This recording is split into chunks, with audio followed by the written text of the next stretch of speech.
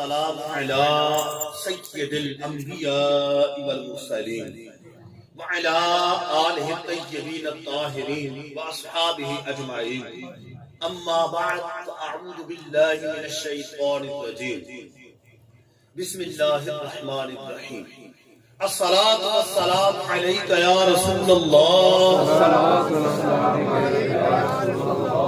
وعلى آلك وأصحابك يا حبيب الله.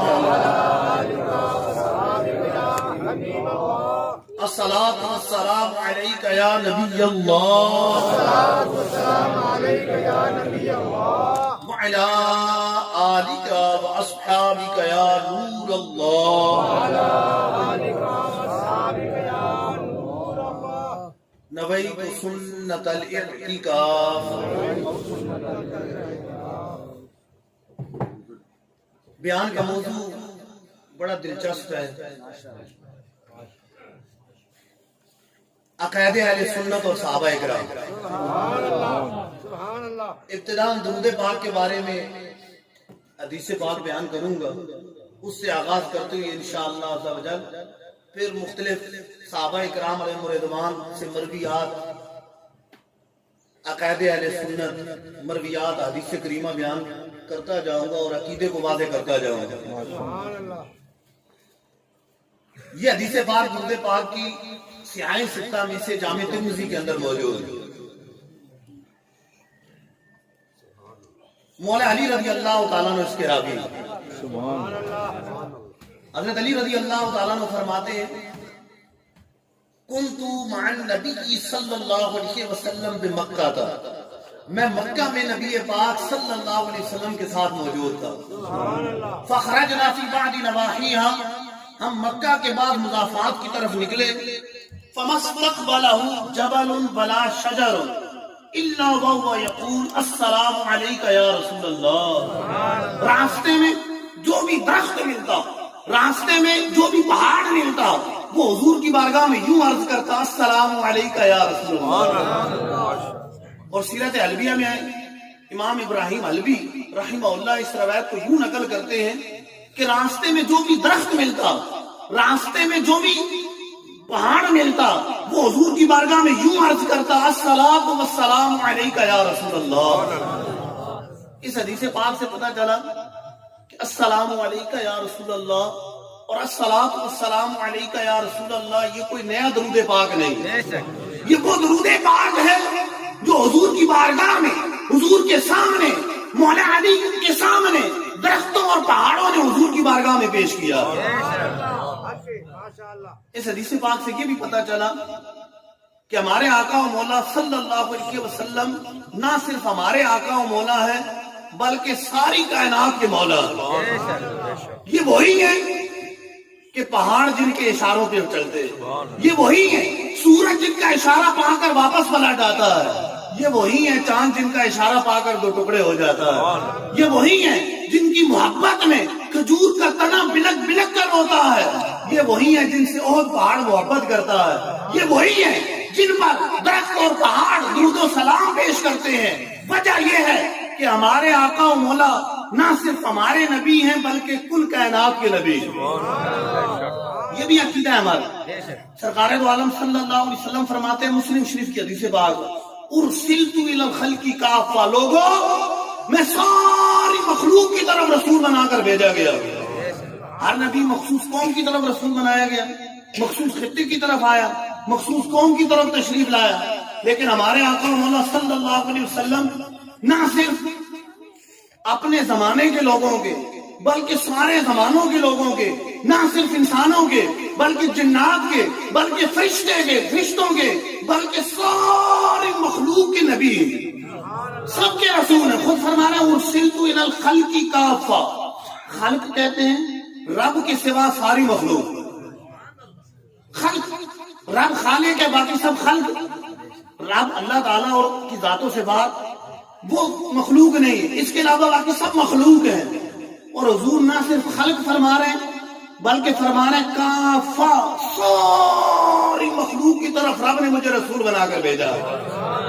اس لیے اعلیٰ حضرت اس عقیدے کو بڑے پیارے انداز سے سمجھاتے ہیں جیسے سب کا خدا ایک ہے ویسے ہی ان کا ان کا تمہارا ہمارا نبی. کہ جس طرح رب العالمین ہے اس طرح محبوب رحمت للعالمین. جیسے سب کا خدا ایک ہے ویسے ہی ان کا ان کا تمہارا ہمارا نبی. جب سب کے نبی ہیں تو پچھلے نبیوں کی بھی نبی ہیں. اس لیے فرماتے ہیں ملک کونین کے انبیاء تاجدار, تاجداروں کا آقا ہمارا نبی. خلق سے اولیاء, اولیاء سے رسول, اور رسولوں سے اعلیٰ ہمارا نبی. انبیاء سے کروں عرض کیوں مالکو, انبیاء سے کروں عرض کیوں مالکو, کیا نبی ہے تمہارا ہمارا نبی. جو ہمارا نبی ہے اے انبیاء وہ تمہارا بھی نبی, وہ آپ کا بھی نبی. کہ ہمارا نبی سب کا نبی. سرکار دو عالم صلی اللہ علیہ وسلم سب کے نبی ہیں, سب حضور سے محبت کرتے ہیں. حضور فرماتے ہیں بخاری شریف کی حدیث پاک ہے جبل احد جبل یحبنا ونحبه, احد پہاڑ ہم سے محبت کرتا ہے, ہم احد پہاڑ سے محبت کرتے ہیں. بخاری شریف کی حدیث پاک حضور کھجور کے جس تنے سے ٹیک لگا کر خطبہ دیا کرتے تھے, جب ممبر بنا ممبر پر تشریف فرما ہوئے وہ کھجور کا تنا حضور کی محبت میں فراق میں بلک بلک کر رونے لگے. حضور نے سینے سے لگایا. اب ایسے رونے کی آوازیں صحابہ نے سنی جس طرح کہ ایک بچھڑا ہوا بچہ جب اپنی ماں سے ملتا ہے اور اس وقت اس کی کیفیت ہوتی ہے, اس وقت جو رونے کی ہچکیوں کی آواز ہوتی ہے, اس طرح کھجور کے تنے سے آواز آنے لگی. وجہ یہ ہے کہ کھجور کا تنا بھی حضور سے محبت کرتا ہے. سب حضور سے محبت کرتے ہیں, درود و سلام پیش کرتے ہیں. درخت اور پہاڑ درود و سلام پیش کرتے ہیں, ہم کیوں محروم رہے. ہمیں بھی درود و سلام پڑھنا چاہیے. یہ بڑی سعادت کی بات ہے کہ فرشتے بھی ہمارا درود پاک حضور کی بارگاہ میں پیش کرتے ہیں اور حضور خود بھی ہمارا درود پاک سنتے ہیں. فرشتے پیش کرتے ہیں, یہ سننے کے منافی نہیں. پیش کرنا تو سرکار دو عالم صلی اللہ علیہ وسلم کی تکریم کے لیے, حضور کی عزت کے لیے, حضور کی تکریم کے لیے. ورنہ حضور تمام لوگ مسلمانوں کا درود پاک خود بھی سماعت فرماتے ہیں, خود سماعت فرماتے ہیں. ایک حدیث پاک ابن ماجہ کے اندر موجود, سیاہ ستہ میں سے ابن ماجہ, اور بدمزگوں کے امام ابن قیم نے جلاء الافہام کے اندر نقل کی. ابتدائی الفاظ جلاء الافہام کے بیان کروں گا, آخری الفاظ سنن ابن ماجہ کے. سرکار دو عالم صلی اللہ علیہ وسلم نے فرمایا لیس من عبد یصلی علی الا بلغنی صوته حیث کان. بندہ جہاں بھی ہو, جس جگہ بھی ہو, مجھ پر درود پاک پڑھتا ہے تو اس کی آواز مجھ تک پہنچتی ہے. صحابہ اکرام علیہ رضوان نے عرض کیا, صحابہ کا عقیدہ سنیے.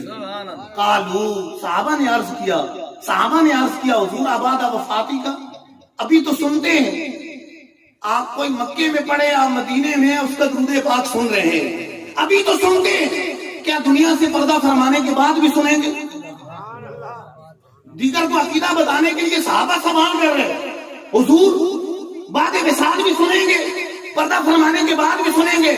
فرمایا بعد وفاتی, ہاں دنیا سے پردہ کرنے کے بعد بھی سنوں گا کہ ان اللہ حرم علی الارض ان تاکل اجساد الانبیاء, اللہ نے زمین پر حرام کر دیا کہ انبیاء علیہ السلام کے جسموں کو کھائے.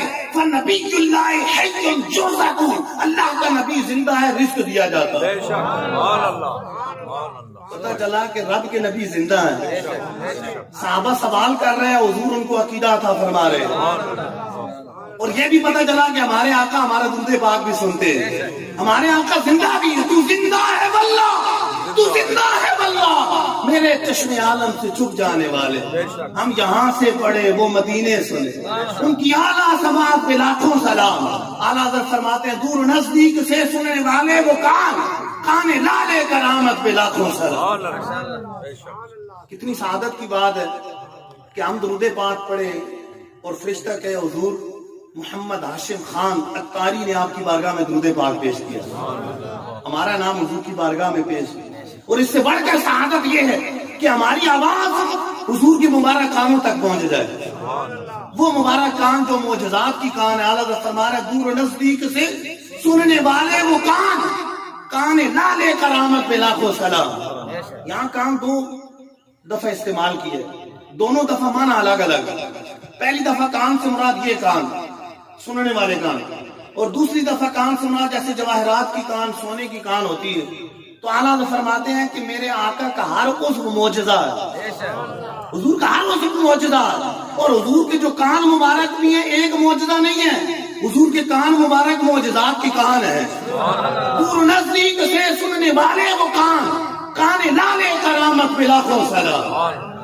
عظمت و شان مصطفیٰ، عظمت و شان مصطفیٰ، فرمائے علیہ سنت، مسلک حق علیہ سنت و جماعت۔ یہ اعلیٰ حضرت کے کلام کی شان ہے، متعدد جگہ لفظ ایک ہی استعمال کرتے ہیں، معنی مختلف لیتے ہیں۔ ایک جگہ فرماتے ہیں مومن وہ ہے جو ان کی عزت پہ مرے دل سے، مومن وہ ہے جو ان کی عزت پہ مرے دل سے، نجدی تعریف تعظیم بھی کرتا ہے تو مرے دل سے۔ اب یہاں مرے دل سے پہلے مراد یہ ہے کہ جانو دل سے جو جان فدا کر دے، اور دوسرا مرے دل سے مراد دل نہیں کر رہا، لیکن دونوں کو دکھانے کے لیے پھر بھی کرنی پڑتی ہے، کیا کریں، لوگوں کو دکھانے کے لیے کرتے ہیں۔ مومن وہ ہے جو ان کی عزت پہ مرے دل سے، نجدی تعظیم بھی کرتا ہے تو مرے دل سے۔ تو ہمارا یہ عقیدہ ہے، صحابہ کا یہ عقیدہ ہے کہ ہمارے آقا زندہ ہیں، اور صحابہ کا یہ عقیدہ ہے کہ ہمارے آقا جہاں بھی ہم درود پاک پڑھیں ہماری آواز حضور تک پہنچتی ہے۔ تو اس تصور سے درود پاک پڑھتے رہنا چاہیے، جو نہ بھولا ہم غریبوں کو رضا، ذکر اس کا اپنی عادت کیجیے۔ صلو علی الحبیب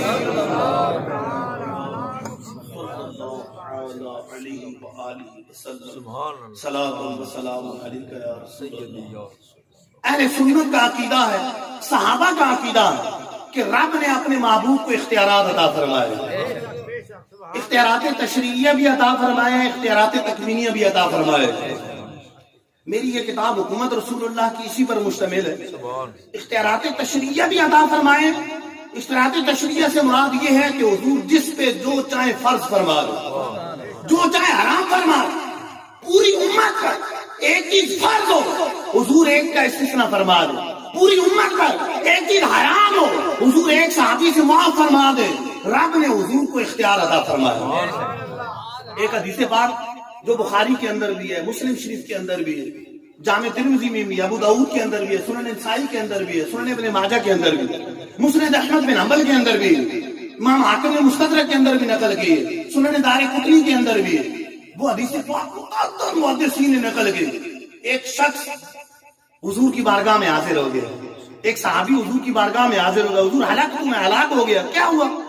رمضان کے شریف کے مہینے میں روزہ رکھتے ہوئے میں نے بیوی سے قربت کر لی، روزہ توڑ دیا۔ سرکار دو عالم صلی اللہ علیہ وسلم نے فرمایا وہی جو حکم ہے روزے کا، کفارے کا، کہ کفارہ اب لازم آ گیا ہے تو کیا ادا کرنا ہے؟ یا تو غلام آزاد کرنے ہیں، اگر یہ نہیں ہو سکتا غلام ایک آزاد کرنا ہے، یہ نہیں ہو سکتا تو 60 مساکینوں کو کھانا کھلانا ہے، یہ نہیں ہو سکتا تو روزے رکھنے 2 مہینے میں۔ حضور نے پوچھا غلام آزاد کر سکتے ہو؟ عرض کیا نہیں۔ اچھا 60 مساکین کو کھانا کھلا سکتے ہو؟ عرض کیا نہیں حضور، غریب ہوں نہیں کھلا سکتے۔ اچھا 60 لگاتار روزے رکھ سکتے ہو؟ عرض کیا اور نہیں۔ ایک میں یہ مسئلہ ہو گیا 60 کیسے رکھوں گا، یہ اس نے عرض کیا نہیں۔ اس بات کا مفہوم یہ ہے کہ حضور نہیں 60 روزے نہیں رکھ سکتے، 60 روزے نہیں رکھ سکتا نا، اس نے عرض کیا نہیں حضور 60 روزے نہیں رکھ سکتا۔ اب اگر کوئی عام مفتی ہوتا تو وہ یہی کہتا ہے کہ بھائی انتظار کرو جب تمہیں روزوں کی طاقت ہو تو روزے رکھ لینا، پیسے ہیں تو فدیہ دے دینا، یہی حکم ہے، یہی بیان کرتے۔ لیکن اب جن کی بارگاہ میں موجود ہیں وہ مالک و مختار آتا ہے، وہ رب کے مختار نبی اتنے نے کسی نے کھجوروں کا ٹوکرا پیش کیا، سرکار دو عالم صلی اللہ علیہ وسلم نے فرمایا کہ جاؤ یہ کھجوریں غریبوں میں تقسیم کر دو، تمہارا کفارہ ادا ہو جائے گا۔ وہ آگے سے عرض کرتا ہے حضور کیا مدینے میں اپنے سے بڑھ کے کسی غریب پر خرچ کرے؟ یعنی مجھ سے بڑھ کر مدینے میں کوئی غریب نہیں۔ اس کی اس بات پر ہمیں تو مسکراہٹ آ رہی ہے، حضور بھی مسکرانے لگے۔ فضحك النبی صلی اللہ علیہ وسلم، حضور مسکرانے لگے، اتنا مسکرائے حتی بدت نواجذ، یہاں تک کہ دندان مبارک ظاہر ہو گئے۔ فرمایا اذهب فاطعمه اهلك، جاؤ یہ کھجوریں گھر والوں کو کھلا دو، تمہارا کفارہ ادا ہو جائے گا۔ پوری امت کے لیے کفارہ الگ ہے اور ایک صحابی کے لیے کفارہ الگ ہے. وجہ یہ ہے کہ مختار نبی صلی اللہ علیہ وسلم نے انہیں اس بات کی اجازت دے دی ہے اور کھجوریں بھی عطا فرمائی ہیں. جاؤ گھر والوں کو کھلاؤ, تمہارا کفارہ ادا ہو جائے گا.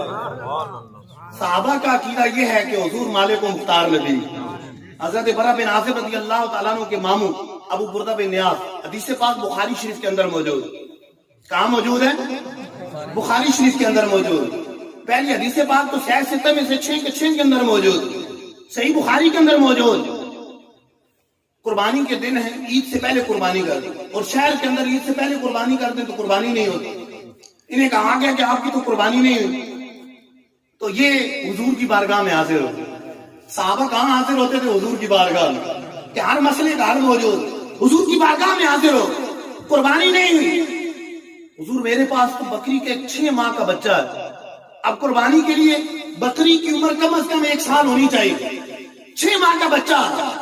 مالک مختار نبی صلی اللہ علیہ وسلم نے فرمایا کہ جاؤ تم یہ 6 ماہ کا بکری کا بچہ قربان کر دو, تمہاری قربانی ہو جائے گی اور تمہارے بعد کسی اور کو یہ کفایت نہیں کرے گا.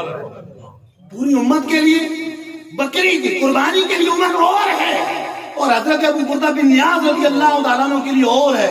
وجہ یہ ہے کہ مختار نبی نے انہیں یہ اجازت عطا فرمائی. خود حضرت برا بن عازب رضی اللہ تعالیٰ عنہ سونے کی انگوٹھی پہنی ہوئی, حالانکہ بخاری شریف کی حدیث پاک خود نقل کرتے ہیں, بخاری کے اندر موجود, آپ سے مروی, کہ فرماتے ہیں سونے کی انگوٹھی مرد کے لیے پہننا حلال نہیں, جائز نہیں ہے, پہنی ہوئی ہے.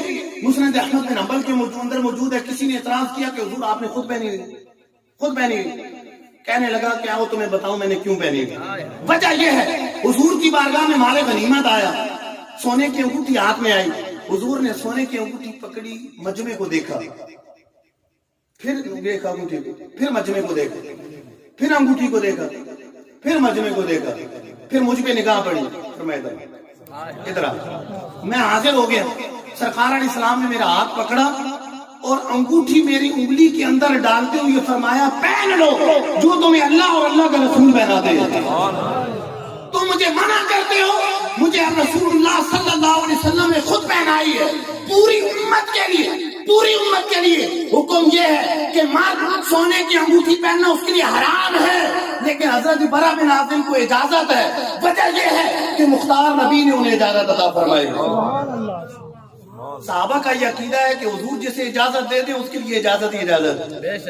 خود نقل کر رہے ہیں, پوری امت کے لیے منع ہے. بخاری شریف کے اندر حدیث ہے, منع کر رہے ہیں, منع کی حدیث خود روایت کر رہے ہیں, لیکن پہن رہے ہیں. اگلے بھی چپ ہو جاتے ہیں. وجہ یہ ہے کہ رسول اللہ تو مالک احکام ہے, احکام کے مالک ہے, جس میں جو چاہے حلال فرما دے. تو سرکار دو عالم صلی اللہ علیہ وسلم مالک و مختار نبی, یہ صحابہ کا عقیدہ ہے. اور 20 حدیثیں موجود ہیں. حج کا حکم حاضر ہوا, مولا علی رضی اللہ تعالیٰ نے اس سے روایت, اور یہ روایت ابن ماجہ سنن جامع ترمذی کے اندر موجود, اور اقرا بن حابس دوسرے صحابی سے بھی مروی. صحابہ کرام نے عرض کیا حضور ہر سال حج فرض ہے, جب حج فرض ہوا تو ہر سال فرض ہے. سرکار علیہ السلام خاموش رہے. ایک روایت میں آتا ہے کہ انور پھیر لیے, دوسری مرتبہ پوچھا خاموش رہے, تیسری مرتبہ پوچھا خاموش رہے, پھر پوچھا تو کیا ارشاد فرمایا. مولا علی روایت کر رہے ہیں, اقرا بن حابس کی روایت, صحابہ کی موجودگی میں حضور کیا فرما رہے ہیں, لا ولو کنت نعم لواجبت, نہیں ہر سال حج فرض نہیں ہے, لیکن اگر میری زبان سے نام نکل جاتا, ہاں نکل جاتا, تو ہر سال حج فرض ہو جائے گا. پتہ چلا حضور ہاں کہہ دیتے تو ہر سال حج فرض ہو جاتا. حضور نے امت پر شفقت فرمائی, نام نہیں فرمایا, ہاں نہیں فرمایا. پتہ چلا یہ صحابہ کا عقیدہ ہے کہ حضور جو فرما دے وہ ہو جاتا ہے, جو فرض فرمائے فرض ہو جاتا ہے, جس پہ حرام فرمائے حرام ہو جاتا ہے, کیونکہ رب نے انہیں اختیار عطا فرمائے. اختیارات تشریعیہ بھی عطا فرمائے, اختیارات تکوینیہ بھی عطا فرمائے. تکوینیہ کا مطلب یہ ہے کہ پوری کائنات میں جو چاہے تصرف فرما دے, جس کو جو چاہے عطا فرما دے. چاہے تو ڈوبے سورج کو واپس پلٹا دے, چاہے تو چاند کے 2 ٹکڑے فرما دے, چاہے تو مردے کو زندہ فرما دے, اور چاہے تو کنکریوں سے اپنا کلمہ پڑھوا لے, چاہے تو درخت جڑے اکھیڑ کر قدموں میں حاضر ہو جائے, اور جو چاہے جسے چاہے عطا فرما دے. چاہے تو حضرت قتادہ کی نکلی ہوئی آنکھ انہیں دوبارہ عطا فرما دے. اور چاہیں تو حضرت ربیہ کو زمین پر بیٹھ کر جنت عطا فرما دے، اور چاہیں تو حضرت ابو ہریرہ کو حافظہ عطا فرما دے، جس کو جو چاہے عطا فرما دے۔ یہ صحابہ کا عقیدہ ہے کہ حضور پوری کائنات میں جو چاہے تصرف فرمائے، جس سے جو چاہے عطا فرما دے۔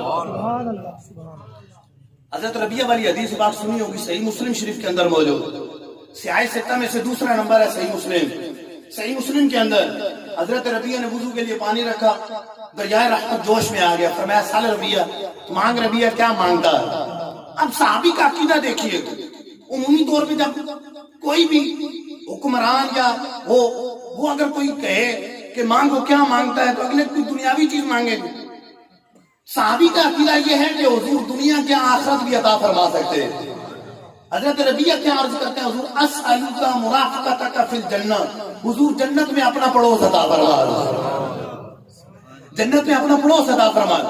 سرکار علیہ السلام نے یہ نہیں فرمایا کہ جنت مانگ رہے ہو رب سے مانگو، مجھ سے کیوں مانگ رہے، رب سے مانگو۔ سرکار علیہ السلام نے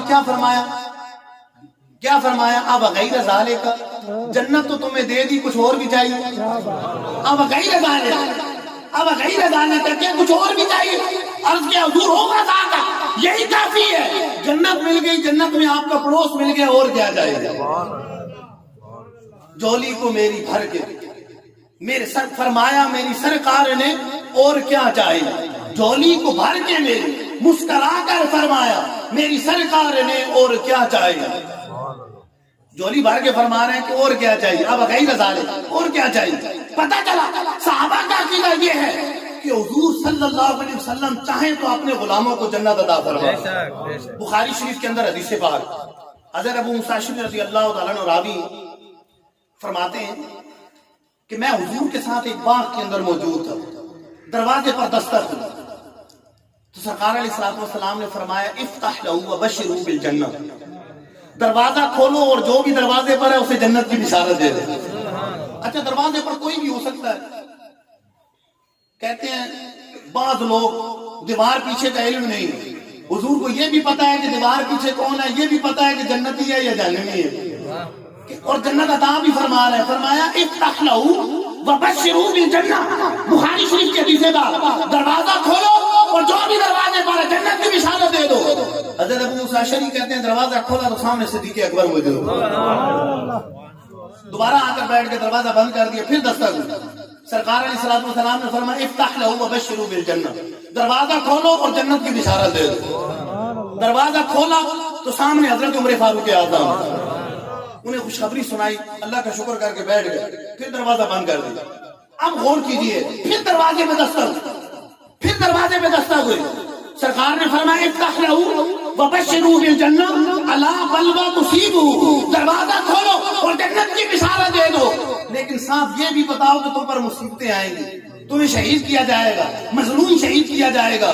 دروازہ کھولا تو سامنے عثمان غنی موجود، صحیح بخاری کی حدیث ہے، حضور جنت بھی عطا فرما رہے ہیں، غیب کی خبر بھی عطا فرما رہے ہیں، اور اعمال بھی جانتے ہیں، پچھلے اعمال جانتے ہیں کہ جنت ہی ہے، اگلے اعمال جانتے ہیں کہ ان پر مصیبتیں آئیں۔ دروازہ کھولو اور خوشخبری بھی دو، سامنے یہ بھی بتاؤ کہ تم پر مصیبتیں بھی آئیں گی۔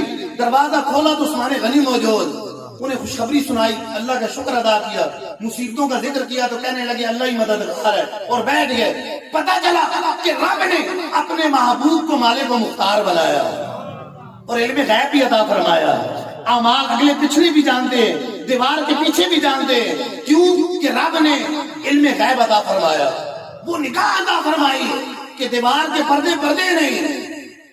حضرت ابو ہریرہ رضی اللہ تعالیٰ عنہ کی حدیث بخاری شریف کے اندر موجود، حافظہ کمزور ہے، حدیثیں سنتے ہیں یاد نہیں رہتی، حضور کی بارگاہ میں حاضر ہو، عرض کیا حضور حافظہ کمزور ہے، اب اگر کسی پیر صاحب کے پاس جائیں گے کوئی وظیفہ بتا دیں گے، کوئی ٹوٹکا بتا دیں گے، کسی عالم صاحب کے پاس جائیں گے کوئی ٹوٹکا بتا کے بادام کھایا کرو تمہارا حافظہ مضبوط ہو جائے گا، رات کو بھگو کے رکھ لو، صبح چھیل کے 11 دانے کھا لو، چلو یا کبھی کو پڑھ لیا کرو ہر نماز کے بعد 11 مرتبہ، پیشانی اور سر کے درمیان ہاتھ رکھ کے تمہارا حافظہ مضبوط ہو جائے گا، ٹوٹکا ہی بتائیں گے۔ لیکن حضرت ابو ہریرہ جن کی بارگاہ میں حاضر ہوئے ہیں وہ رب کے مختار نبی، حافظہ کو دینے کی چیز بھی نہیں ہے، نظر بھی نہیں آتا حافظہ، لیکن وہ ہمارے لیے حضور تو مالک و مختار نبی۔ حضرت ابو ہریرہ نے عرض کیا، حضور نے فرمایا جھولی بلاؤ، جولی پھیلا دی. حضرت ابو ہریرہ نے جولی پھیلا دی, جولی پھیلا دی, چادر پھیلا دی, چادر سامنے پھیلا دی. سرکار دو عالم صلی اللہ علیہ وسلم نے مٹھی بند کر کے کچھ عطا فرمایا, مٹھی باندھ کر کے جولی میں ڈال دیا اور فرمایا سینے سے لگا لو. حضرت ابو ہریرہ رضی اللہ تعالیٰ عنہ فرماتے ہیں میں نے اسے سینے سے لگایا, جب سے وہ چادر سینے سے لگائی ہے اس وقت سے حضور کی کوئی حدیث بھولا نہیں.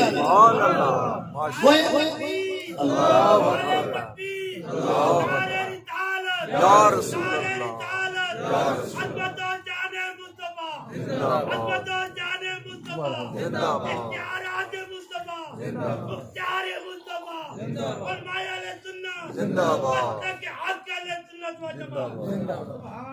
پتہ چلا کہ رب نے اپنے محبوب کو اختیار عطا فرمایا.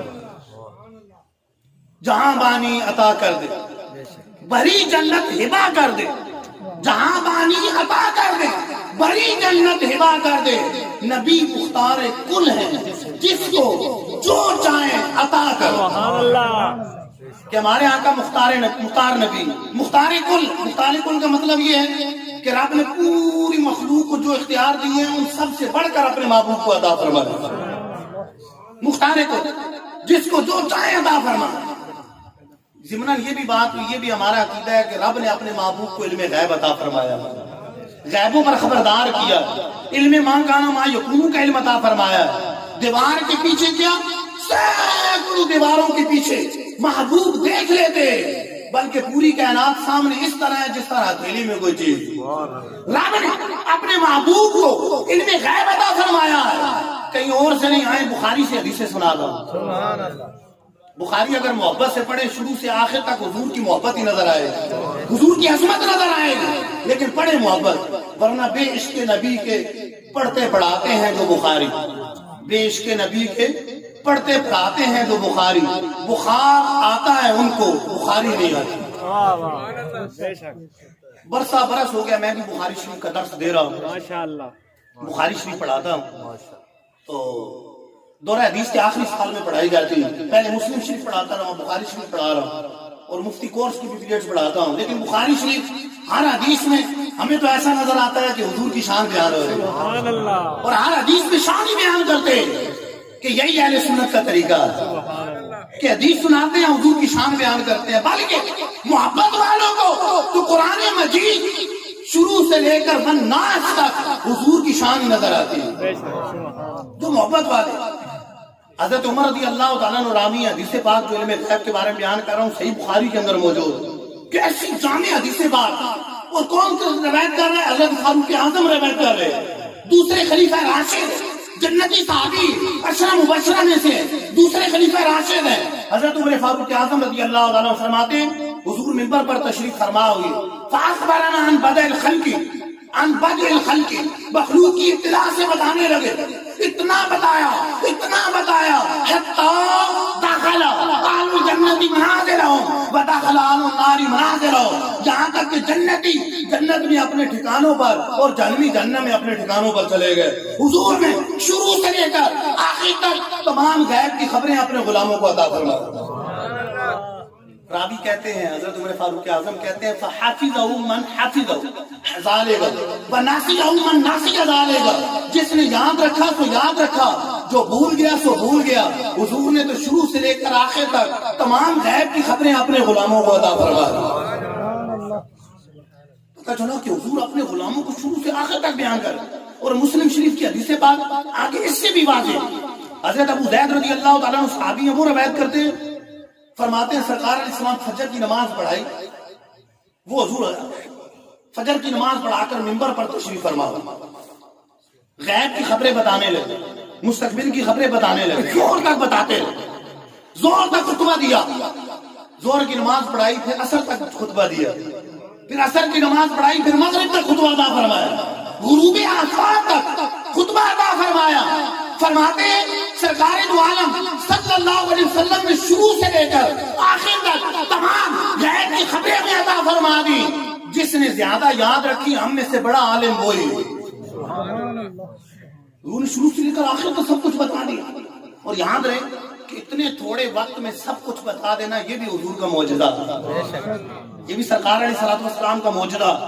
معراج کی رات حضور تشریف لے کر گئے، کتنا طویل سفر، 7 آسمانوں کے سفر کا آپ اندازہ لگائیں کہ حدیثوں میں آتا ہے کہ ایک آسمان سے دوسرے آسمان تک 500 سال کی راہ، اور 7 آسمانوں کی راہ 3500 سال کی راہ ہوگی۔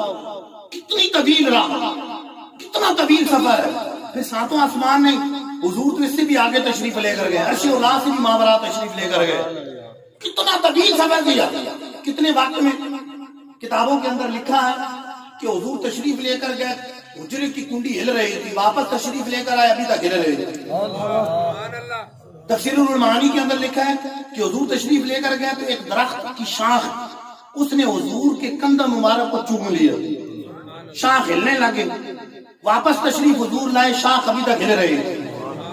اتنے تھوڑے وقت میں اتنا طویل سفر کرنا یہ بھی حضور کا معجزہ ہے، اور ایک مجلس میں اپنے غلاموں کو شروع سے لے کر آخر تک تمام غیب کی خبریں بتا دینا یہ بھی حضور کا معجزہ ہے۔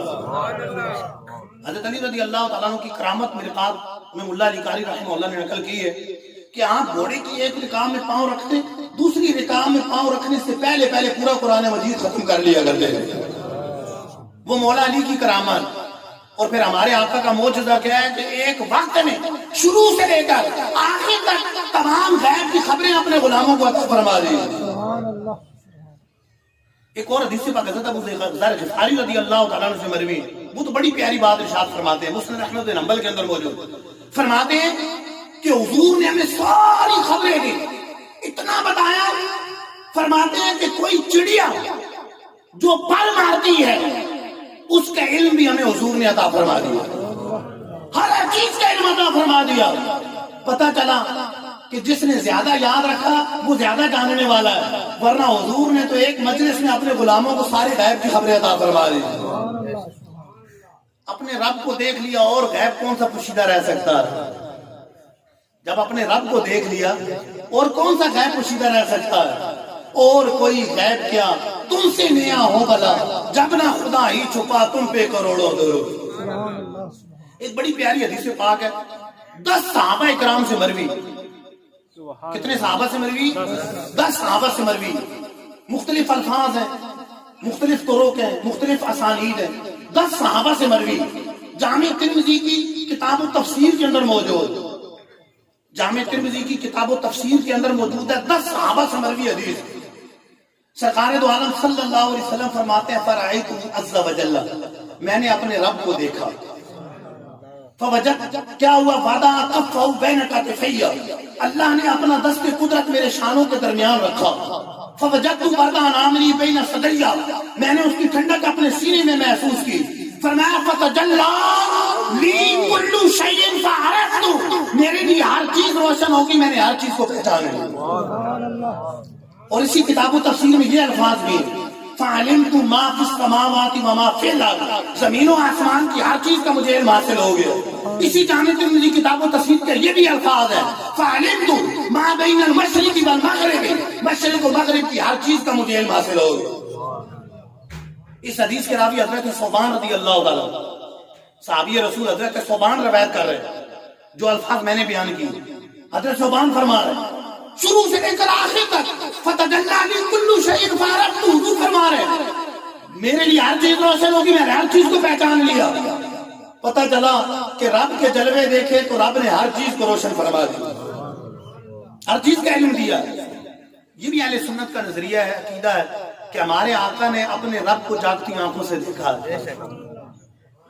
حضرت ابن عباس رضی اللہ تعالیٰ عنہ کا مشہور موقع بخاری شریف کے اندر موجود ہے، دیگر کتب حدیث کے اندر موجود ہے کہ سرکار دو عالم صلی اللہ علیہ وسلم نے جاگتی آنکھوں سے اپنے رب کے جلوے دیکھے، جاگتی آنکھوں سے دیکھے۔ موسیٰ علیہ السلام کا واقعہ تو سنا ہوگا، عرض کی مالک مولا رب ارنی انظر الیک، مجھے اپنے جلوے دکھا، میں تجھے دیکھنا چاہتا ہوں۔ فرمایا لن ترانی، تو ہرگز نہیں دیکھ سکتے، تو ہرگز نہیں دیکھ سکتے۔ اچھا دیکھنا ہے تو پھر آگے حکم ہوا کہ پہاڑ پر تجلی پڑے گی، اگر پہاڑ سلامت رہا تو پھر تم جلوے دیکھو گے، ان قریب دیکھ لو۔ لیکن پہاڑ پر تجلی پڑی، پہاڑ ریزہ ریزہ ہو گیا اور موسیٰ علیہ السلام بے ہوش ہو۔ یہ پورا واقعہ قرآن مجید کے اندر موجود۔ پہاڑ پر تجلی پڑی، پہاڑ ریزہ ریزہ ہو گیا، موسیٰ علیہ السلام بے ہوش ہو۔ اب یہاں جلوے نہیں ہے، تجلی۔ تفسیر مظہری میں لکھا ہے کہ ہزاروں پردوں سے چھن کر آئی ہے تجلی۔ وہ تجلی جلوہ نہیں اور ڈائریکٹ نہیں، بلکہ پہاڑ پر پڑی، اور پہاڑ بھی ریزہ ریزہ ہو گیا، اور ٹکٹکی باندھ کر پہاڑ کو بھی نہیں دیکھا، موسیٰ علیہ السلام بے ہوش ہو۔ تجلی ہے۔ جب تجلی کا عالم کیا ہے، امام طبرانی نقل کرتے ہیں کہ جب موسیٰ علیہ السلام کا یہ واقعہ ہوا تو کسی نے پوچھا آپ کی نگاہ میں اضافہ ہوا؟ فرمانے لگے ہاں، 30 میل کے فاصلے پر سیاہ زمین ہو، سیاہ رات ہو، سیاہ چمٹی چل رہی ہو، میں سیاہ رات میں سیاہ زمین پر اس سیاہ چمٹی کو 30 میل کے فاصلے سے ایسے دیکھتا ہوں جیسے اپنی ہتھیلی کو دیکھ رہا ہوں۔ جب تجلی کا یہ عالم ہے تو جلووں کا عالم کیا ہو؟ اور جلوی بھی کیسے؟ رب فرمانا ما ذاق البصر وما طغى، محبوب نے اپنے رب کو دیکھا، آنکھ نہ جھپکی، آنکھ ٹیڑھی نہ ہوئی، بلکہ ٹکٹکی باندھ کر اپنے رب کے جلوے دیکھے۔ تجلی کا بھی عالم ہے تو جلووں کا عالم کیا ہوگا؟ اس لیے تو حضور فرما رہے ہیں رب کو دیکھا، رب کو دیکھا، اور پھر کیا ہوا؟ فتجلی لکل شیء فعرفت، میرے لیے ہر چیز روشن ہوگی، میں نے ہر چیز کو پہچان لیا۔ جب تجلی کا وہ عالم ہے تو جلووں کا عالم یہی ہونا چاہیے کہ کون سی چیز پوشیدہ رہنی چاہیے، اور کوئی غیب کیا تم سے نیا ہو بلا، جب نہ خدا ہی چھپا تم پہ کروڑوں درود۔ پتہ چلا کہ رب نے اپنے معبود کو غیب کا علم عطا فرمایا۔ ہمارے آقا و مولا حاضر و ناظر، حاضر و ناظر نبی۔ حاضر و ناظر کا مطلب کیا ہے؟ ایک معنی یہ ہے، یعنی دو شکیں ہیں اس کی۔ ایک تو یہ کہ سرکار دو عالم صلی اللہ علیہ وسلم تمام کائنات کو اس طرح دیکھ رہے ہیں جس طرح اپنی ہتھیلی کو دیکھ رہے ہیں، تمام کائنات کو اس طرح دیکھ رہے ہیں جس طرح اپنی ہتھیلی کو دیکھ رہے ہیں۔ اور دوسرا یہ ہے کہ جہاں چاہیں جب چاہیں تشریف لے جائیں، کوئی رکاوٹ نہیں، جسے چاہیں اپنے جلوے عطا فرما دے، جسے چاہیں خواب میں عطا فرمائے، جسے چاہیں بیداری میں عطا فرمائے، جس کی چاہیں مدد فرمائے، جسے چاہیں جو چاہیں عطا فرمائے۔ رب نے انہیں حاضر و ناظر بنایا، جو چاہیں جسے چاہیں عطا فرمائے، اور جہاں چاہیں عطا فرمائے، جس طرح چاہیں عطا فرما لے۔ رب نے انہیں مختار بنایا ہے اور رب نے انہیں حاضر و ناظر بنایا ہے۔ تو ہمارے آقا حاضر و ناظر، پہلی شک کہ حضور تمام کائنات کو اس طرح دیکھ رہے ہیں جس طرح ہتھیلی میں کوئی چیز ہو۔ مسلم شریف کی حدیث پاک ہے، سرکار دو عالم صلی اللہ علیہ وسلم فرماتے ہیں، حضرت ثوبان رضی اللہ تعالیٰ عنہ راوی، سرکار دو عالم صلی اللہ علیہ وسلم ارشاد فرماتے ہیں کہ ان اللہ زبان یلات، اللہ نے زمین کو میرے لیے اٹھا دیا، فرائیت مشارقہا و مغاربہا، میں نے اس کے مشارق کو بھی دیکھ لیا، مغارب کو بھی دیکھ لیا۔ مشارق و مغارب سامنے آ گئے، مشرق و مغرب نہیں کہا، مشارق اور مغارب کہا ہے۔ تمام جہاد کا احاطہ فرما لیا، فرماتے تمام کائنات کو دیکھ لیا، تمام کائنات کو رب نے سامنے کر لیا اور میں نے اس کو دیکھ لیا۔ بعض لوگ یہ کہتے ہیں کہ یہ تو وقتی تھا، دیا اور واپس لے لیا۔ کیا دلیل ہے جی واپس لے لیا؟ دلیل کوئی نہیں، واپس لینے کی دلیل کوئی نہیں ہے سوائے بغض نبی کی، اور کوئی دلیل نہیں، صرف یہی ہے کہ شان گھٹانی، اور کوئی دلیل نہیں۔ اور ہم کہتے ہیں نہیں، جتنی شان رب نے دی ہے اب حضور کی شان بڑھتی رہے گی، بڑھتی رہے گی۔ دلیل کیا ہے؟ ہم کہتے ہیں رب قرآن میں فرما رہا ہے وَلَلْآخِرَةُ خَيْرٌ لَكَ مِنَ الْأُولَىٰ، محبوب آپ کی آنے والی گھڑی پچھلی گھڑی سے بہتر ہے۔ رب نے دیا ہے، اب واپس نہیں لینا، اب اس سے بڑھ کر ہی عطا فرمانا ہے۔ اب نگاہ بڑھے گی، کم نہیں ہوگی۔ وجہ یہ ہے کہ محبوب کی آنے والی گھڑی پچھلی گھڑی سے بہتر ہے۔ اچھا، کسی کو کوئی چیز کوئی دے، واپس لینے کی عمومی طور پر 2-3 وجوہات ہوتی ہیں۔ ایک وجہ یہ ہوتی ہے کہ دینے والے کا حوصلہ نہیں، بخل ہے، بخیل ہے، دے نہیں سکتا، دیا بھی ہے تو آپ واپس لے لیں، یا تو یہ وجہ ہوگی۔ اچھا، یا یہ وجہ ہوگی کہ اگلا اہل نہیں، نہ اہل آدمی اہل نہیں۔ اچھا، تیسری وجہ یہ ہو سکتی ہے کہ اگلا شکر گزار نہیں، شکر ادا نہیں کر رہا نعمت کا، تو نعمت واپس لے لی، کوئی یہ وجوہات ہو سکتی ہے۔ یہاں دینے والا رب ہے جو تمام جوادوں سے بڑھ کر جواد ہے، اور جس محبوب کو دی ہے، جو صفت دی ہے، محبوب اس صفت کے تمام مخلوق میں سب سے بڑھ کر اہل ہے، اور اور جس معبود کو دی ہے وہ معبود تمام مخلوق میں سب سے بڑھ کر رب کا شکر ادا کرنے والے ہیں. تو اب رب معبود کی نعمت کو بڑھائے گا، کم نہیں فرمائے. اب محبوب کی نعمت بڑھے گی، نگاہ بڑھے گی، نگاہ کم نہیں ہوگی، کیونکہ محبوب کی شان یہ ہے کہ شکر گزار بھی ہے، صفت کے سب سے بڑھ کر اہل بھی ہے، اور دیا ان کو ان کے رب نے عطا فرمایا. پتا چلا کہ ہمارے آقا و مولا صلی اللہ علیہ وسلم تمام کائنات کو دیکھ رہے. ایک حدیث بات حضرت ابن عمر رضی اللہ تعالیٰ عنہ سے مروی ہے. حضرت ابن عمر، عبداللہ ابن عمر، یہ حضرت عمر فاروق اعظم کے شہزادے ہیں، صحابی بھی ہیں، صحابی ابن صحابی. حضرت ابن عمر رضی اللہ تعالیٰ عنہ وہ روایت کرتے ہیں، امام طبرانی نے اس کو روایت کیا، امام ابو نعیم نے حلیۃ الاولیاء کے اندر روایت کیا. وہ مروی ہے، سرکار دو عالم صلی اللہ علیہ وسلم نے فرمایا ان اللہ قد رفع لی الدنیا، رب نے میرے لیے دنیا کو اٹھا دیا. انما انا انظر الیہا والی ما هو کائن فیہا، میں دنیا کو اور جو کچھ دنیا کے اندر ہے ہر چیز کو دیکھ رہا ہوں، الی یوم القیامہ، قیامت تک دیکھ رہا ہوں. کانما انظر الی کف ہذہ، اس طرح دیکھ رہا ہوں جس طرح اپنی ہتھیلی کو دیکھ رہا ہوں. یہی ہمارا عقیدہ کہ حضور قیامت تک دیکھ رہے ہیں اور اس طرح دیکھ رہے ہیں جس طرح ہتھیلی میں کوئی چیز. پتہ چلا کہ یہی صحابہ کا عقیدہ، یہی حضرت ابن عمر کا عقیدہ، یہی حضرت صوبان کا عقیدہ. یہاں تو دیوار پیچھے کی بات کرتے ہیں، بخاری شریف کی حدیث پاک ہے. غزوہ موتا کا واقعہ آپ نے سنا ہوگا، تاریخ کی کتابوں کے اندر بھی موجود ہے اور حدیث کی کتابوں کے اندر بھی موجود ہے. جو الفاظ بیان کروں گا وہ صحیح بخاری کے، صحیح بخاری شریف کے الفاظ. حضرت انس رضی اللہ تعالیٰ عنہ راوی، حضور کے خادم، 10 سال کی عمر میں حضور کی خدمت میں 10 سال تک حضور کی خدمت کرتے رہے. چھوٹی سی عمر میں آئے، 10 سال تک حضور کے خادم رہے. حضرت انس رضی اللہ تعالیٰ عنہ وہ روایت کر رہے ہیں، انہیں کتنا، ان کا عقیدہ کتنا پختہ ہو، ان صحابی کا عقیدہ کیسا ہے. حضرت انس رضی اللہ تعالیٰ عنہ فرماتے ہیں کہ حضور نے غزوہ موتا کے لیے روانہ فرمایا لشکر، تو فرمایا تمہارے سپہ سالار زید، اگر یہ شہید ہو جائے تو تمہارے سپہ سالار جعفر، اگر یہ شہید ہو جائے تو تمہارے سپہ سالار ابن رواحہ، اور اگر یہ شہید ہو جائے تو جس سے چاہو تم اپنا سپہ سالار بنا لینا. اچھا حضور نے 3 تک گنتی بھی گنتی، یہ بھی معلوم تھا کہ ان تینوں نے شہید ہونا ہے. اب غور کریں تو 3 تک گنتی فرمایا اس کے بعد جس سے چاہو تم بنا لینا، اس کے بعد جس سے چاہو بنا لینا. وہاں جنگ ہو رہی ہے موتا کے مقام پر، ہزاروں میل دور، میلوں دور جنگ ہو رہی ہے، اور ادھر حضور مسجد نبوی میں منبر پر بیٹھ کر اپنے غلاموں کو جنگ کی لائیو خبریں ادا فرما رہے ہیں. وہاں کیمرے نہیں لگے. یہ صحیح بخاری شریف کے حدیث جو بیان کر رہا ہوں الفاظ، یہ کیمرے کے الفاظ بخاری میں نہیں ہے. آپ کو سمجھانے کے لیے عرض کر رہا ہوں کہ کیمرے نہیں لگے ہوئے. آج اگر کوئی پروگرام کراچی میں ہو رہا، ہم یہاں پر بیٹھ کر مدنی چینل پر دیکھ سکتے ہیں، لائیو دیکھتے ہیں، بلکہ دنیا کے دوسرے کونے پر کوئی پروگرام لائیو چل رہا ہو، ہم کیمروں کی مدد سے یہاں پر دیکھ رہے. افسوس تو نقلوں پر ہے، کیمروں میں اتنی طاقت مانگتے ہیں لیکن نگاہ نبوت کی طاقت پہ گھائل ہے.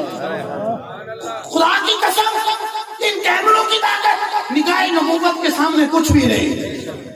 کیمرے تو موجودہ دیکھیں گے نا، میرے معبود تو مستقبل بھی دیکھ رہے، ماضی بھی دیکھ رہے، قیامت تک ہونے والے معاملات دیکھ رہے، اور اپنے صحابہ کو بھی بتا رہے ہیں. ادھر غزوہ موتا ہو رہا، ادھر حضور منبر پر بیٹھ کر لائیو خبریں عطا فرما رہے ہیں.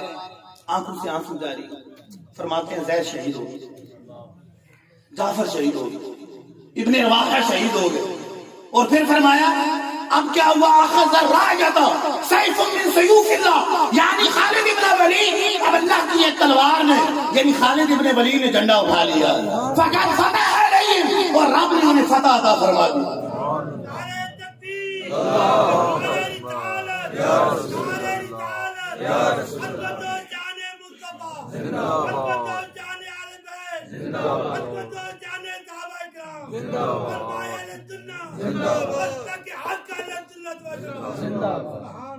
پتہ چلا کہ ہمارے آقا حاضر و ناظر تمام کائنات سامنے اس طرح ہے جس طرح کے ہتھیلی میں رائی کو دینے کو دیکھ رہے ہیں.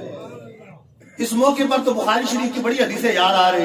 سرکار دو عالم صلی اللہ علیہ وسلم ایک مرتبہ نماز پڑھنے کے لیے کھڑے ہوئے تو صحابہ کرام علیہ رضوان سے فرمانے لگے یہ نہ سمجھنا کہ میں صرف آگے دیکھ رہا ہوں. صحیح بخاری کی حدیث ہے بات. یہ نہ سمجھنا آگے دیکھ رہا ہوں. فرمایا فواللہ ما یخفی علی رکوعکم ولا خشوعکم، خدا کی قسم نہ تمہارا رکوع مجھ پر پوشیدہ ہے اور نہ تمہارا خشوع مجھ پر پوشیدہ ہے. پتہ چلا حضور پیچھے سے رکوع بھی دیکھ رہے ہیں اور اندر خشوع بھی دیکھ رہے ہیں. اندر دیکھ رہے ہیں، اندر خشوع بھی دیکھ رہے ہیں. نگاہ دل پر بھی موجود ہے. رب نے وہ نگاہ عطا فرمائی ہے. فرمایا میں پیچھے بھی دیکھتا ہوں، نہ تمہارا رکوع مجھ پر پوشیدہ ہے نہ تمہارا خشوع مجھ پر پوشیدہ ہے. بخاری شریف کے حدیث پاک ایک موقع پر ارشاد فرمایا میرے غلاموں ان موعدکم الحوض، ہماری تمہاری ملاقات حوض کوثر پر ہوگی. اللہ خیر سے ملاقات نصیب فرمائے. حضور کے پیارے ہاتھوں سے آب کوثر کے جام پینا نصیب فرمائے. فرماتے ہیں ہماری تمہاری ملاقات حوض کوثر پر ہوگی. وَإِنِّي إِلَيْهِ وَإِنِّي إِلَيْهِ وَإِنِّي لَأَنظُرُ إِلَيْهِ فِي مَقَامِ هَذَا، میں یہاں کھڑے کھڑے اپنے حوض کوثر کو دیکھ رہا ہوں. تم تو نہیں دیکھ رہے، میں تو حوض کوثر کو بھی دیکھ رہا ہوں. پتہ چلا کہ نگاہ نبوت سے کوئی چیز پوشیدہ نہیں. رب نے حضور کو وہ نظر عطا فرمائی ہے کہ تمام کائنات اس طرح ہے جس طرح تیلی مرائی کا دانا. اعلیٰ حضرت بڑے پیارے انداز سے اس بات کو سمجھاتے ہیں. سر عرش پر ہے تیری گزر، دل فرش پر ہے تیری نظر، ملکوت و ملک میں کوئی شے نہیں وہ جو تجھ پہ آیا نہیں. ذرا سمجھنے کی بات ہے. عرش بلند ترین مقام. یہ یاد رہے کہ اللہ عز و جل مکان سے پاک ہے. پیچھے جو گزرا نا حدیث پاک کے اندر کہ اللہ تعالیٰ نے اپنا دست قدرت میرے شانوں کے درمیان رکھا. رب ہاتھوں سے پاک ہے، ہاتھوں سے پاک ہے. ترجمہ کیا دست قدرت. رب جسم سے پاک ہے، جسمانیت سے پاک ہے. لیس کمثلہ شیء، قرآن کا فیصلہ. رب کی مثل کوئی شے نہیں. یہ بھی اہل سنت کا عقیدہ. رب مکان سے پاک ہے، جسم سے پاک ہے، جسمانیت سے پاک ہے. لا مکان، کسی مکان کے اندر مقید نہیں ہے. لوگ اوپر والا کہتے ہیں، حالانکہ یہ کہنا جائز نہیں. اگر یہ عقیدہ ہے کہ رب اوپر ہے تو یہ کفری عقیدہ ہے، کفری بات. رب اوپر نہیں، رب ہے، بس یہ عقیدہ ہے. رب موجود ہے. کہاں ہے؟ لا مکان، نو پلیس. لا مکان کا مطلب ہے نو پلیس. لوگ یہ سمجھتے ہیں لا مکان کا مطلب یہ ہے کہ کسی مکان میں نہیں. لا مکان، نو پلیس، کوئی جگہ نہیں. رب تعالیٰ جگہ سے پاک ہے، جسمانیت سے پاک ہے، جہت سے پاک ہے. بس یہ عقیدہ ہے کہ رب ہے. حضور اوپر تشریف لے کر گئے عرش تک. اب ذہن میں ایک سوال پیدا ہوتا ہے کہ حضور اوپر گئے، اوپر گئے، اوپر گئے، آسمانوں سے اوپر گئے، سدرۃ المنتہا سے اوپر گئے، عرش اولا سے اوپر گئے، تو رب کو اوپر دیکھا. لیکن یہ ذہن میں عرش تک تو مکان ہے، اس کے اوپر اس کے اوپر کچھ نہیں، لا مقام. سب سے بلند ترین مکان کون سا ہے؟ عرش. سب سے بلند ترین کیا ہے؟ عرش. اس کے بعد حضور کہاں گئے؟ دیکھیں یہاں اوپر تک گئے. اب اوپر گئے، دائیں گئے، بائیں گئے، نیچے آئے، کچھ پتہ نہیں. اب کہاں گئے حضور دیدار کرنے؟ کہاں دیدار ہوا؟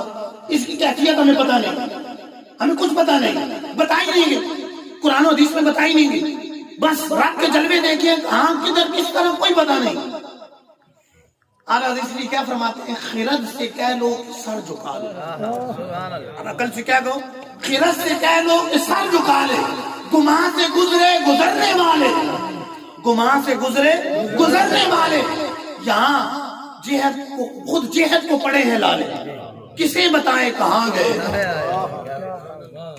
اب جہت کو خود لانے پڑے ہیں کہ کدھر گئے حضور؟ حضور کہاں گئے؟ بس خرد سے کہہ لو کہ سر جھکا. بابی یہ حکم ہے. حضرت عائشہ رضی اللہ تعالیٰ عنہ سے کسی نے پوچھا کہ جنت میں حضور کے جلوے دیکھیں گے تو کیسے دیکھیں گے؟ ذرا کسی کو جنت میں رب کے جلوے دیکھیں گے تو کیسے دیکھیں گے؟ کیونکہ جنت میں تو ہر مسلمان رب کو دیکھے گا. دنیا میں صرف ہمارے آقا نے دیکھا، جنت میں ہر مسلمان دیکھے گا.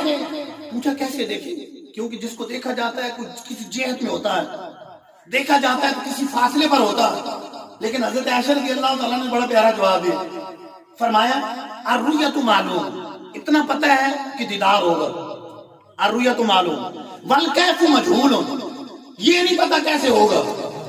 والکیف مجہول وانت رجل جاہل، اور تم جاہل آدمی ہو جو اس طرح کے سوال کر رہے ہو. بس ہمیں یہ پتا ہے کہ رب کا دیدار ہونا ہے، بس رب کا دیدار ہونا ہے. رب ہمیں خیر سے دیدار کر. تو عرش بلند ترین مقام ہے، عرش بلند ترین مقام ہے، اس کے اوپر مکان نہیں. تو اعلیٰ حضرت فرماتے ہیں سر عرش، عرش جو بلند ترین ہے اس کا بھی سر عرش، اور وہ بھی ٹھکانہ نہیں بلکہ گزر. عرش بلند ترین مقام، اس کا بھی سر، وہ بھی ٹھکانہ نہیں بلکہ گزر. سر عرش پر ہے تیری گزر. جب اتنی بلند پرواز ہے اور نظر کتنی وسیع ہے، دل فرش پر ہے تیری نظر.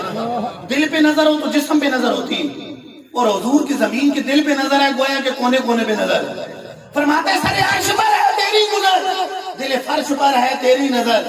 ملکوت و ملک میں کوئی شے نہیں وہ جو تجھ پہ آیا ہے. حضور نہ ملک میں کوئی شے ایسی ہے انسانوں کا جان، نہ ملکوت میں کوئی شے ایسی ہے فرشتوں کے جان جو آپ پہ پوشیدہ ہو. آپ پہ ہر چیز روشن ہے. کیوں؟ کیا حاضر و ناظر نبی ہیں. تمام کائنات کو اس طرح دیکھ رہے ہیں جس طرح اپنی ہتھیلی کو دیکھ رہے ہیں. پتہ چلا کہ ہمارے آقا حاضر و ناظر، ہمارے آقا حاضر و ناظر. اچھا دوسری شکل یہ ہے کہ جہاں چاہتے ہیں تشریف لے جاتے ہیں. اس میں ایک دو حدیثیں بیان کر کے تو پھر اگلے ٹاپک پہ آتا ہوں. میں اختتام کی طرف بھی آنا، گھنٹہ تو ہونے والا. آپ کا بھی اصل وقت ہے، اثر کی نماز بھی پڑھنی ہے، تو محفل کے اختتام کا بھی مجھے اسی طرح کا کچھ ارشاد ہوا. حضور اثر میں ابھی گھنٹہ ہے، کافی ٹائم ہے. جی میں تو بولتا رہوں گا. یہ اصل میں ٹاپک ایسا ہے کہ جنرل ٹاپک ہے، تو یہ بھی مجھے کہیں گے تو یعنی ابھی بھی مجھے اپنے بارے میں خوش فہمی کہہ لیں کہ بولتا رہوں تو شہر عشاء یہی ہو جائے تو یہ ٹاپک چلتا ہی رہے گا. اللہ اکبر، سبحان اللہ. تو مطلب یہ ہے کہ حدیثیں یہ موضوع ایسا ہے کہ جو بھی لے لیں ٹاپک تو آگے چلتا ہی جائے گا. بخاری شریف کی حدیث باب ہے. سرکار دو عالم صلی اللہ علیہ وسلم فرماتے ہیں من رعانی فی المنام فسیرانی فی الیقظہ، جس نے مجھے خواب کے اندر دیکھا ان قریب بیداری کے اندر میرے جلوے دیکھے. اور یہ یاد رہے کہ جس نے حضور کو خواب میں دیکھا حضور ہی کو دیکھا، کیونکہ بخاری شریف کی حدیث باب ہے. حضور فرماتے ہیں من رعانی فی المنام فرعانی، جس نے مجھے خواب کے اندر دیکھا مجھ ہی کو دیکھا. ولا یتمثل شیطان بھی، شیطان میری صورت میں نہیں آ سکتا. پتہ چلا کہ حضور دنیا کے کونے کونے میں اپنے غلاموں کو کبھی خواب کے اندر جلوے دکھاتے ہیں اور کبھی بیداری کے اندر جلوے دکھاتے ہیں. پتہ چلا کہ ہمارے آقا حاضر و ناظر، جہاں چاہیں جدھر چاہیں جس جگہ چاہیں تشریف لے جائیں اور اپنے غلاموں کو اپنے جلوے دکھائیں. اس لیے تو علامہ سیوطی رحمۃ اللہ تعالی نے جاگتے ہوئے 75 سے زائد مرتبہ حضور کے جلوے دیکھے. شیخ محقق عبدالحق محدث دہلوی رحمۃ اللہ تعالی مدینہ منورہ میں سبز گنبد کو دیکھ کے جیتے. کسی نے پوچھا حضور سرکار علیہ السلام خواب میں آئے، ارشاد فرمایا عبدالحق دہلی میں چلے جائیں، علم حدیث کی اشاعت کرو، دین کی تبلیغ کرو. عرض کی حضور یہاں سبز گنبد کو دیکھ کے جیتا ہوں. فرمایا یہاں سبز گنبد کو دیکھتے ہو وہاں سبز گنبد والے کو دیکھو. سفر کرتے کرتے دہلی پہنچ کے علم حدیث کی اشاعت کرتے آخری وقت آ جاتا. کوئی پوچھنے والا پوچھتا ہے کیا کبھی حضور کے جلوے دیکھے ہیں؟ فرمایا کوئی رات ایسی نہ گزری ہو کہ حضور کا جلوہ نہ دیکھا ہو، ہر رات حضور کے جلوے دیکھے. پتہ چلا کہ حضور جہاں چاہیں جسے چاہیں اپنا جلوہ دکھائے، جس طرح چاہیں نماز لیں، کیونکہ رب تعالیٰ نے انہیں اختیار عطا فرمایا ہے. رب تعالیٰ نے انہیں حاضر و ناظر بنایا ہے.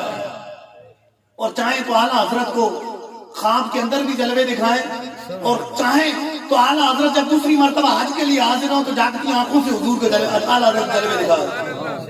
امام اہل سنت نے خواب میں بھی جلوے دیکھے اور امام اہل سنت نے جاگتی آنکھوں سے بھی حضور کے جلوے دیکھے. حضور فرما رہے ہیں من رعانی فی المنام فسیرانی فی الیقظہ. اس حدیث پاک کے تحت شیخ محقق عبدالحق علامہ سیوطی رحمۃ اللہ علیہ الحاوی الفتاوی کے اندر لکھتے ہیں کہ میری متعدد بزرگوں سے ملاقات ہوئی، جس نے حضور کو خواب کے اندر دیکھا. بعض نے مجھے بتایا ہے کہ میں نے جاگتی آنکھوں سے بھی حضور کے جلوے دیکھے. پتہ چلا کہ ہمارے آقا حاضر و ناظر ہے، دنیا کے کونے کونے میں خواب کے اندر آ کر بھی جلوے دکھاتے ہیں اور پھر بیداری کے اندر بھی جلوے دکھاتے ہیں. کسی کی مدد فرماتے ہیں، کسی کو جلوے دکھاتے ہیں. اعلیٰ حضرت فرماتے ہیں واللہ وہ سن لیں گے، امداد کو پہنچیں گے، اتنا تو کوئی ہو جو آہ کرے دل سے. تو ہمارے آقا حاضر و ناظر. حضرت انس رضی اللہ تعالیٰ عنہ روایت کرتے ہیں مسلم شریف کی حدیث باب، حضور نے فرمایا مررت علی موسیٰ وہو یصلی فی قبری، موسیٰ علیہ السلام کے پاس سے گزرا وہ اپنی قبر میں نماز پڑھ رہے ہیں. موسیٰ علیہ السلام کے پاس سے گزرا، اپنی قبر میں نماز پڑھ رہے ہو. مسلم شریف کی حدیث بات، جب مسجد اقصیٰ پہنچے، وہاں پر دیگر انبیاء کے ساتھ موسیٰ علیہ السلام بھی موجود، اور جب چھٹے آسمان پر پہنچے موسیٰ علیہ السلام وہاں پر بھی موجود.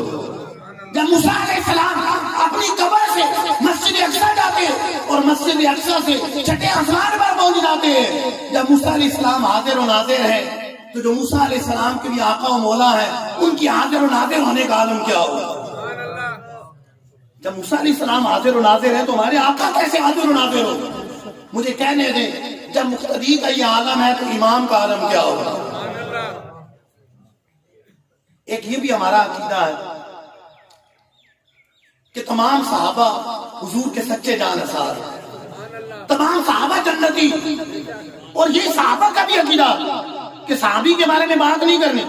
بخاری شریف کے اندر حدیث پاک ہے، کسی نے حضرت امیر معاویہ رضی اللہ تعالیٰ عنہ کے بارے میں کچھ بات کی تو حضرت ابن عباس رضی اللہ تعالیٰ عنہ کے بارے میں غور کریں کہ صحابی ابن صحابی حضور کے چچا زاد بھائی جن کو سرکار علیہ السلام نے قرآن فہمی کی دعا عطا فرمائی، وہ حضرت ابن عباس جو حضرت علی کے چچا زاد بھائی بھی ہیں، حضرت علی کی خلافت میں خاص مشیر بھی، حضرت علی کے بڑے کلوز بھی، خاص مشیر بھی، وہ حضرت ابن عباس مفسر قرآن صحابی رسول، حضرت علی کے چچا زاد بھائی خاص مشیر، حضور کے چچا زاد بھائی. حضرت ابن عباس رضی اللہ تعالیٰ عنہ کے بارے کے پاس کوئی آیا، کہنے لگا حضرت امیر معاویہ یوں وطر پڑھ رہے ہیں. آپ نے کیا فرمایا؟ چپ ہو جاؤ، ان کے بارے میں بات نہ کرو کہ وہ حضور کے صحابی، بات نہ کرو وہ حضور کے صحابی. اور بخاری شریف کے اندر یہ بھی الفاظ ہے فَإِنَّهُ فَقِيهٌ، ان کے بارے میں بات نہ کرو، وہ مجتہد صحابی، وہ مجتہد ہے، بات نہ کرو. پتہ چلا صحابہ کا بھی یہ عقیدہ ہے کہ کسی صحابی کی برائی نہیں کرے، کسی صحابی کے بارے میں کوئی ایسی بات نہیں کرے کہ قرآن کا فیصلہ یہ ہے وَكُلًّا وَعَدَ اللَّهُ الْحُسْنَىٰ، رب تعالیٰ نے ہر صحابی سے جنت کا وعدہ فرما لیا. ہر صحابی نبی، ہر صحابی نبی، ابو بکر و عمر، عثمان و علی، معاویہ اور سفیان بھی، یاران نبی، اصحابی نبی، اصحابیات بھی، والدین نبی، اصحابی نبی. آخری حدیث پاک کر کے اختتام کی طرف جاتا ہوں. وہ حدیث پاک یہ ہے کہ میلاد صحابہ نے بھی منایا ہے. کہتے ہیں نا صحابہ، کس صحابی نے میلاد منایا ہے؟ کیا صحابہ نے میلاد منایا ہے؟ میسج کرتے رہتے ہیں، لوگ چلاتے رہتے ہیں. حدیث پاک صحیح ستہ میں سے سنن نسائی کے اندر موجود، اور راوی حضرت امیر معاویہ رضی اللہ تعالیٰ. صحابہ محفل سے جا کر بیٹھے، حضرت امیر معاویہ کہتے ہیں خارج رسول اللہ صلی اللہ علیہ وسلم علی حلقۃ یعنی من اصحابی، حضور اپنے صحابہ کی محفل میں تشریف لے آتے ہیں. گویا کہ ستارے بیٹھے ہیں، آمنہ کا چاند تشریف لے آئے، حضور تشریف لے آئے. آ کر پوچھتے ہیں ماں اجلسکم، میرے صحابہ کیوں بیٹھے، کس وجہ سے بیٹھے، کس خاص سے بیٹھے؟ صحابہ اکرام عرض کرتے ہیں حضور جلسنا ندعو اللہ ونحمدہ علی ما ہدانا لدینہ ومن علینا بقا، حضور اس لیے بیٹھے ہیں رب نے جو ہمیں دین اسلام کی ہدایت دی ہے، ومن علینا بقا، آپ کو بھیج کر ہم پر جو احسان فرمایا ہے اس کا شکر اور اس کا ذکر کر رہے ہیں، سبحان اللہ، اس کا شکر ادا کر رہے ہیں کہ ہمیں آپ کی نعمت عطا فرمائی ہے. ومن علینا بقا، آپ کو بھیج کر ہم پر احسان فرمایا. میلاد اور کس سے کہتے ہیں کہ حضور کی آمد پر رب کا شکر ادا کرنا ہو. صحابہ میلاد بنا رہے، سرکار علیہ السلام پوچھتے ہیں اللہ ما اجلسکم الا ذالک، قسم اٹھاتے اس لیے بیٹھے ہو؟ عرض کرتے ہیں حضور اللہ، بعض روایات میں کہ واللہ ما اجلسنا الا ذالک، حضور خدا کی قسم صرف اسی وجہ سے بیٹھے ہیں کہ آپ کی آمد پر رب کا شکر ادا کر رہے ہیں. سرکار دو عالم صلی اللہ علیہ وسلم فرماتے ہیں میرے صحابہ یہ نہ سمجھنا میں تم پر تہمت باندھ رہا ہوں، تم سے قسم لے رہا ہوں کہ کسی اور وجہ سے بیٹھے اور بہانے بنا رہے ہو، یہ وجہ نہیں. اما انی لم استحلفکم تہمۃ لکم، اس وجہ سے نہیں لے رہا کہ مجھے تم پر تہمت باندھ رہا ہوں، نہیں. قسم لینے کی وجہ یہ ہے انما اتانی جبرائیل، میرے پاس جبرائیل آئے تھے فاخبرنی، مجھے بتا رہے تھے ان اللہ یبائی بکم الملائکہ، میرے صحابہ تم یہاں میلاد کی محفل سجا رہے ہو اور رب فرشتوں کے سامنے فخر فرما رہا ہے۔ گویا کہ فرمایا جا رہا ہے کہ میرے محبوب کے صحابہ نہ شکرے نے، میں نے محبوب کی نعمتیں نے ادا کی ہے، یہ محفلیں سجا کر میرا شکر ادا کرتے ہیں۔ سبحان اللہ۔ یہاں پر دو باتیں قابل غور ہیں۔ صحابہ کرام ہم سے بڑھ کر قرآن سمجھنے والے تھے، ہم سے زیادہ قرآن پڑھنے والے تھے۔ آپ ذرا غور تو کریں، قرآن پاک میں رب نے فرمایا لقد من اللہ علی المؤمنین اذ بعث فیہم رسولا من انفسہم، رب نے مومنین پر احسان فرمایا کہ اپنے رسول کی نعمت انہیں عطا فرمائے، اپنے رسول کو ان کے درمیان مبعوث فرما دیا، اور وہی رب جو حضور کو نعمت فرما رہا ہے وہی رب قرآن میں فرما رہا ہے وَاذْكُرُوا نِعْمَتَ اللَّهِ عَلَيْكُمْ، تم پر جو رب کی نعمتیں ہیں ان کا ذکر کرو، وہی رب فرما رہا وَأَمَّا بِنِعْمَتِ رَبِّكَ فَحَدِّثْ، اپنے رب کی نعمتوں کا چرچا کرو۔ تو صحابہ کرام جب اس نعمت کے ملنے پر شکر میں محفلیں سجاتے ہیں تو رب فرشتوں کے سامنے فخر فرماتا ہے۔ غور تو کریں، صحابہ کیا عرض کرتے ہیں مَنَّ عَلَيْنَا بِكَ، وہی الفاظ جو قرآن پاک کے اندر لقد من اللہ، اللہ نے احسان فرمایا، اور صحابہ کہہ رہے ہیں من علینا بکا، من علینا بکا، رب نے جو آپ کو بھیج کر ہم پر احسان فرمایا ہے اس کا شکر ادا کرنے کے لیے محفل سجا کر بیٹھے ہیں۔ پتہ چلا کہ صحابہ کا عقیدہ بھی نظریہ بھی یہ ہے کہ رب نے جو حضور کو نعمت بنا کر بھیجا ہے اس کا چرچا کرنے کا فرمایا ہے، تو یہ بھی ایک طریقہ ہے کہ میلاد منا کر اس نعمت کا چرچا کیا ہے۔